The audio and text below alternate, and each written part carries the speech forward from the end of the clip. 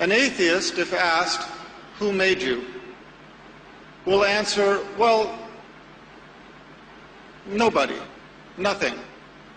We, as a creation, are the result of the Big Bang, which brought the universe into existence, and we are the result of evolution, which brought life into existence and the diversity of life as we know it. That is the atheist answer. But does that answer make sense? I would submit that it does not, and here is the evidence. To begin with, let's look at the Big Bang. First of all, let's understand that the Islamic religion does not have any problem with the Big Bang. Islamic religion does not deny that the Big Bang happened. The Islamic religion, however, teaches that the Big Bang was under the control of the Creator. Now, which makes more sense? For us to believe that it was a random event, or that it was under the control of the Creator? To begin with, the Big Bang did not start with the explosion. The Big Bang started long before. Before the explosion, there was a primordial dust cloud, a dust cloud in the nothingness of space, which drew together as a massive hyperdense core of mass and energy, and it was that exploded. So, where did this dust cloud come from? Where did the primordial dust, where did the energy come from for this explosion? If there is one thing we know from science, it is that we do not get something from nothing. In the explosion, it was the greatest explosion in the history of our universe. It blew everything outward to the universe as we have it today, which is expanding as we know it. And yet we are to believe that this supposedly random event resulted in the perfection of the universe as we know it, whereas any other explosion results in destruction and chaos.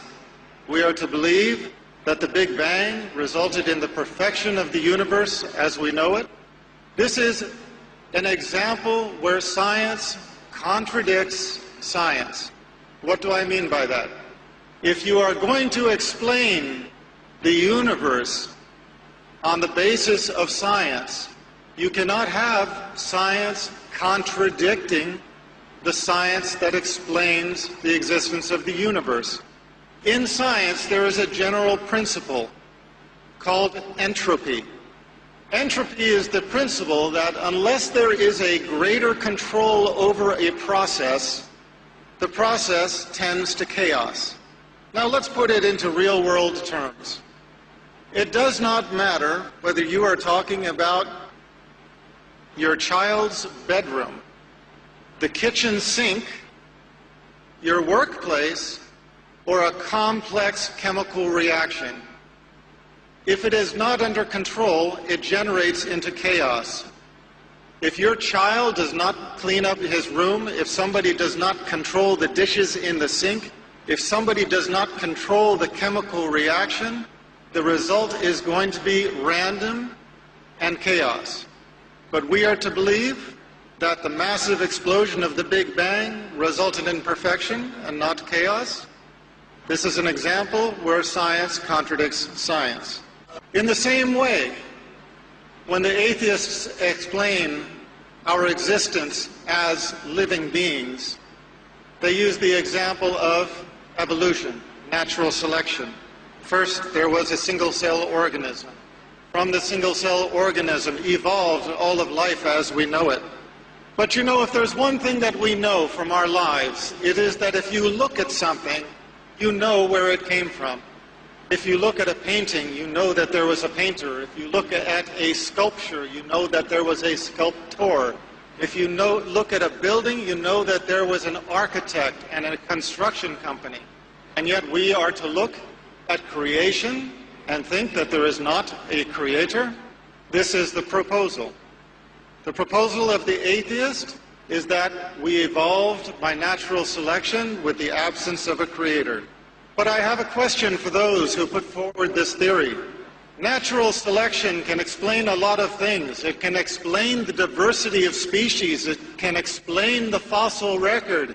It can explain where the dinosaurs came from and where they went to. But how can you explain where the soul came from? If you believe in the existence of a human soul, how can you explain this as having evolved? For that matter, how can you explain life as having evolved? And what do I mean by life? I mean the power that gives a body, once assembled, to live.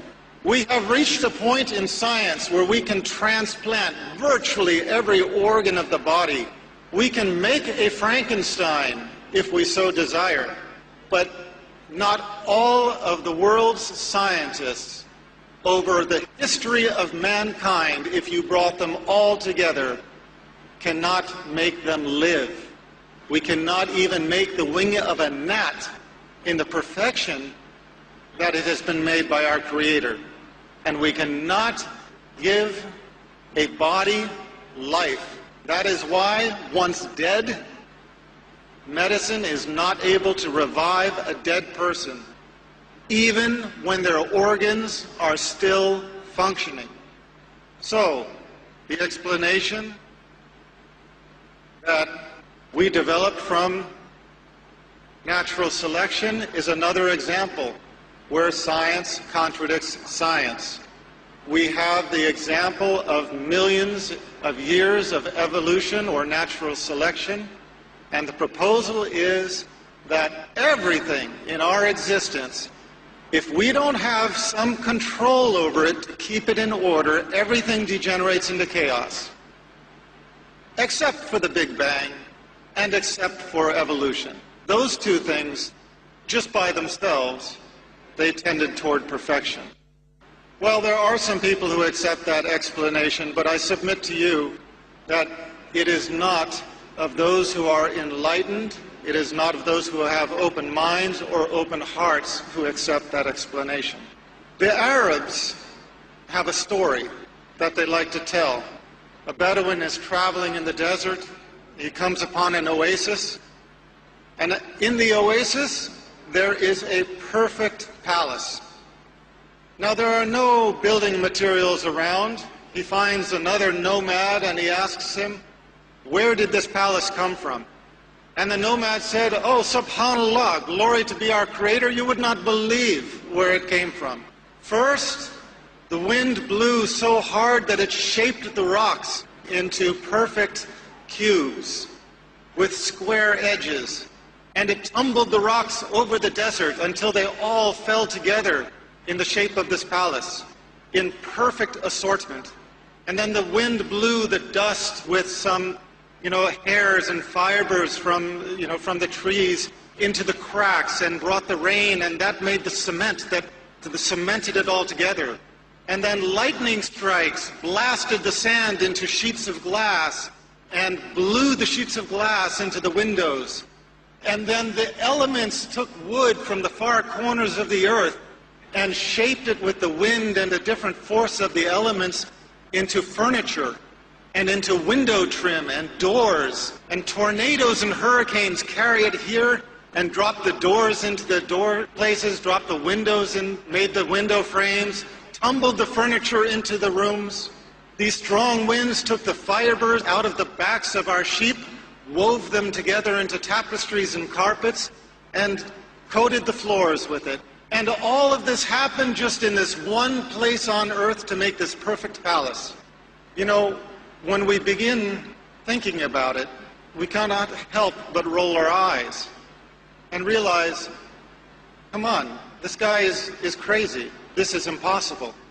And yet what we are told to believe is that the Big Bang and natural selection, through the two most climactic events in the history of creation, accomplished something even greater than this.